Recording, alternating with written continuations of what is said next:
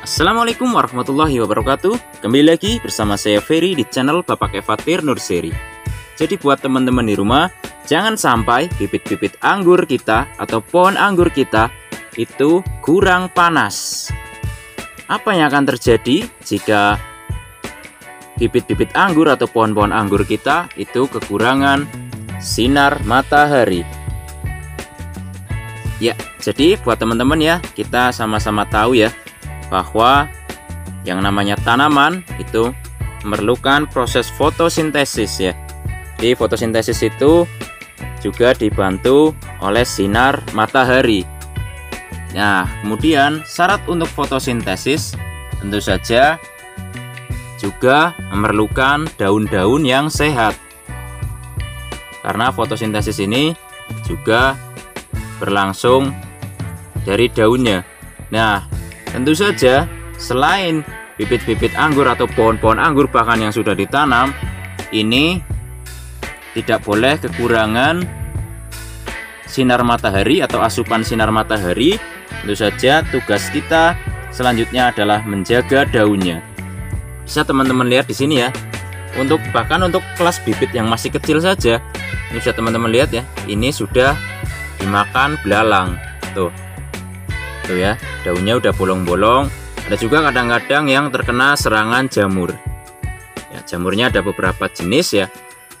Bisa doni mildew, polderi mildew ya, dan lain-lain ya, embun tepung itu ya. Nah, makanya ada juga yang sering bertanya, jadi pentingan memberikan nutrisi berupa pupuk di media atau menjaga kesuburan daripada daun. Nah, tentu saja ini juga dua hal yang saling melengkapi dan memang harus dipenuhi untuk bagaimana bibit anggur atau pohon anggur kita bahkan yang sudah ditanam ini bisa tumbuh dengan maksimal atau optimal ya. Ya, jadi selain daripada jangan sampai kekurangan sinar matahari, ini tentu saja merawat daun-daun anggur ya, mulai dari penyemprotan insektisida dan juga fungisida ini harus tetap dilakukan. Kalau bisa ditambah ZPT juga, karena ZPT itu zat perangsang tumbuh tanaman. Kalau kita buat bibit kan bisa untuk merangsang pertumbuhan daripada akar. Kalau ini ZPT disemprotkan di daun, ini merangsang pertumbuhan tunas-tunas baru atau daun-daun baru.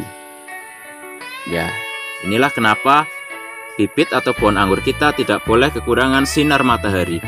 Makanya saya selalu bilang kalau tanam anggur itu memang bagusnya itu kena sinar matahari ya. Lebih bagus malah full sinar matahari. Kalau enggak ya minimal 5-6 jam sehari ya. Itu jauh lebih bagus. Makanya karena tempat saya di gunung, ini saya tanam anggurnya ini di atas rumah agar asupan sinar mataharinya ini bisa dapat ya. Kalau di bawah itu ada juga tuh, tapi kena panasnya pas siang-siang. Tapi cukup sih untuk sinar mataharinya. Tapi memang kalau kita bandingkan maksudnya yang di bawah sama di atas itu bagusan di atas. Nah, ini saya juga ada contoh bibit yang baru aja saya tanam nih. Ini baru 1 minggu yang lalu. Ini ada jenis Ilaria. Lihat teman-teman ya, pucuknya terubus terus nih. Lihat. Nah, ini tidak kekurangan sinar matahari bahkan dari pagi. Bisa teman-teman lihat, ini sudah kepanasan nih. Nah, kemudian perawatan daun juga harus selalu dilakukan ya. Intinya itulah, ini kan sebagai contoh bukan hanya bibit ya, ini bibit yang sudah ditanam bahkan ini bisa dibilang cukup sinar matahari. Bisa dilihat teman-teman ya, ada yang lagi buah juga nih, sisa-sisa icip-icip sih. Dan ini masih juga ada Dixon.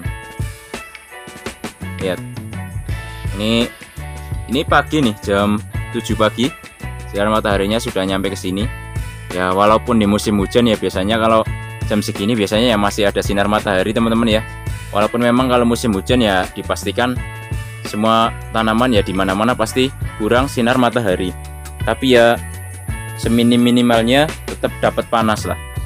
Makanya dari bibit saja ini ya, saya buatnya di bawah, tapi kalau pagi biasanya saya jemur di atas agar tidak kekurangan asupan sinar matahari. Dan biasanya juga bibit-bibit ini juga akan jauh lebih cepat pertumbuhannya saat saya taruh di atas rumah seperti ini. Ya, jadi ini memang fakta ya. Faktanya memang kalau bibit atau pohon anggur kita itu cukup ya untuk asupan sinar matahari, tahap pertumbuhannya memang akan berbeda. Fotosintesis akan jauh lebih bagus ya, dengan syarat tentu saja tadi ya, selain sinar mataharinya cukup, daunnya juga harus sehat.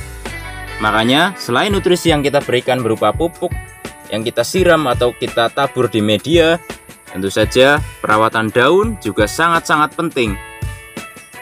Karena dengan selalu merawat daunnya, fotosintesis juga akan selalu berjalan. Terlebih lagi sinar mataharinya cukup ya. Pohonnya auto vigor lah, bisa dikatakan auto subur, otomatis akan subur. Nah, ini contoh grafting, ini umur ada yang 1 bulan, 1 bulan lebih dikit lah. Ini kakak adik sih, buatnya paling beda hitungan hari aja, tapi nggak nyampe minggu ya, paling 2-3 hari aja. Ya, dengan dijemur seperti ini biasanya akan jauh lebih bagus untuk pertumbuhannya.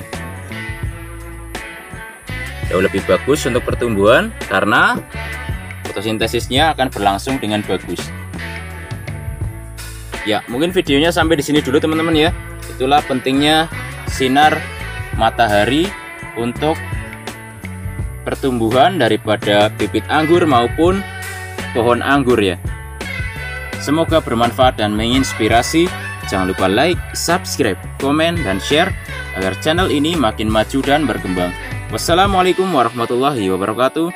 Salam pengangguran dari saya Ferry, Purwokerto, Jawa Tengah.